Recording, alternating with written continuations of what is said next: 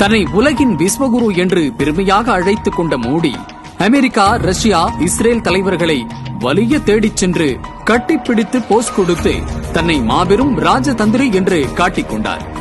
அவ்வப்போது பாகிஸ்தானுக்கு எதிராகவும் வீராவேசம் காட்டினார். ஆனால் கடந்த ஆண்டு பஹல்காம் தாக்குதலுக்கு பிறகு இந்தியா பாகிஸ்தான் சண்டையை தான் தலையிட்டு நிறுத்தினதாக ட்ரம்ப் 100 தடவைக்கு மேல் சொல்லி இந்தியாவின் இறையாண்மையை கேள்விக்குள்ளாக்கினார். ரஷ்யாவிடமிருந்து எண்ணெய் வாங்கக்கூடாது என்று ட்ரம்ப் மிரட்டியதையும் மோடி ஏற்றுக்கொண்டார். இப்போது உலகமே உற்று நோக்கிய அமெரிக்கா, இஸ்ரேல், ஈரான் இடையேயான போர் நிறுத்தத்தை ஏற்படுத்துவதில் பாகிஸ்தான் முக்கிய பங்கு வகித்துள்ளது. இது மோடியின் தோல்வியடைந்த வெளியுறவு கொள்கைக்கு ஒரு கடுமையான அடியாக பார்க்கப்படுகிறது.